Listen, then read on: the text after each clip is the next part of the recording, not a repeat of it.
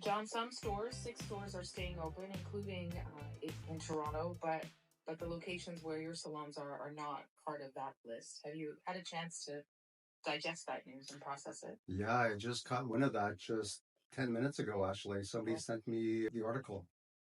It's, yeah, it's quite shocking. I don't know what to think of it right now, but I do have to have a plan moving forward for sure. You were hopeful, it sounds like, that your locations would be on that list. I was because of the prominence of those locations and the fact that the retail location was owned by Hudson's Bay. So, I mean, there was a lot of speculations that some stores might stay open as a result of ownership. But as you know, these speculations are just opinions, right? As you think back over the months and years that you've had these salons, when did you start feeling like something was shifting?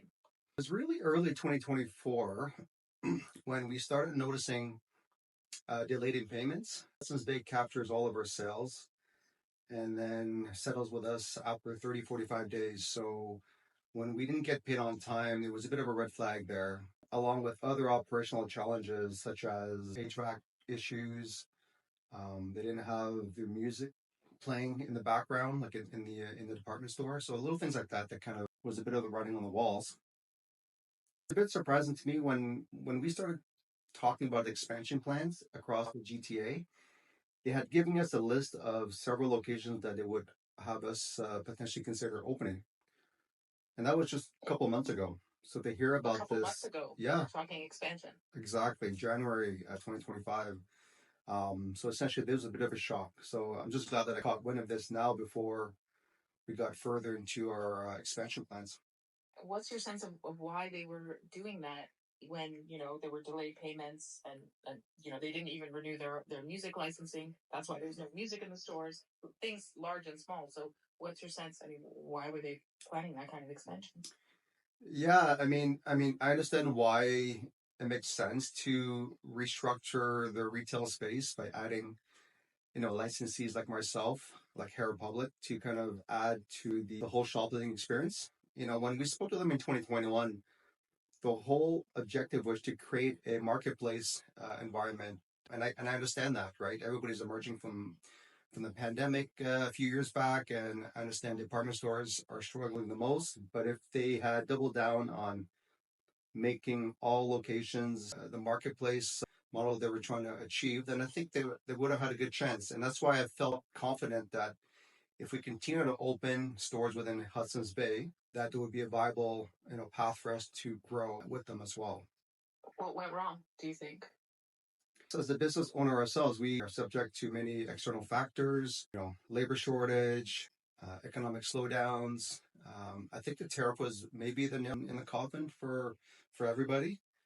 Tariffs? The tariff discussions between both countries, right? So, I mean, that affects us as well. So that's something that's always on my mind. So I can imagine what Hudson's Bay is thinking as well moving forward, especially when they're looking to add more inventory, for the rest of the year. And how long have you had salons in Bay locations? 2021 was our first store in Ottawa, the fall of 2021. I'm not sure if you remember, but in 2022 we were subject to the shutdown, the convoy shutdown in Ottawa. So that didn't really help our case there. It's hard to forget. It is hard to forget. But and then the other location in Toronto was in 2023. And how much are you owed at this point? Our calculations as of now stands at $35,000. Court documents, according to court documents, Hudson's Bay owes close to $1 billion to landlords, suppliers, and fashion companies. Knowing that, do you think you will recover what you were owed? I don't think so, to be honest with you. I mean, I think in terms of priority, there's, you got lenders that are higher ranked than we are. There's employees, wages, and pensions. I'm sure that it's in the talks right now. And then you got your suppliers, right? And landlords too. So I think when it comes to licensees like ourselves, I think there's a slim chance. I mean, I wouldn't fully rule it out completely, but, there's slim chance. Are you going to fight for it through legal channels? I'm going to try as much as I can to recoup a percentage of that. So yes, seek some legal counseling. What does this all mean for your staff? How many jobs are on the line now? The salon industry has been subject to some heavy skilled labor shortages as well. So, one good thing about our Ottawa locations, I'll be able to consolidate my team, my hairstylist team. You have other salons outside the Bay. That's right. Yeah, we have two other ones in Ottawa. So they're strategically located in the central area, so that wouldn't be too hard.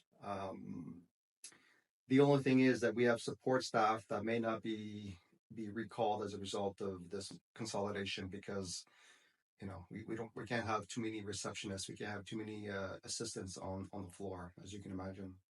How many people will you have to let go of, you think?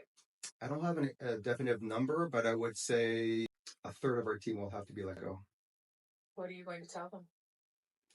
We'll have to be fully transparent. These are the type of things we're navigating right now.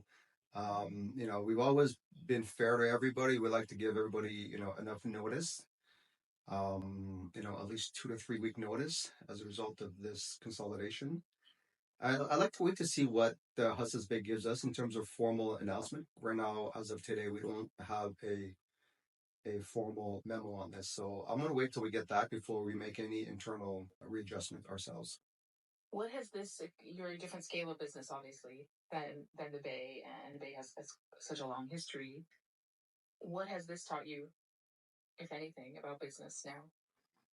I think it's really important to be agile, whether you're an established corporation or medium-sized corporation. I think it's important to navigate this new realities, especially as a retailer. You need to be able to adapt to consumer behaviors, consumer sentiments on what they expect as a brand. For us, we're always finding ways to improve the customer experience. Otherwise, we're going to be also subject to some challenges ourselves, right? So it's always important to be agile, I would say. I appreciate your time, John. Thank you. Absolutely. Thank you.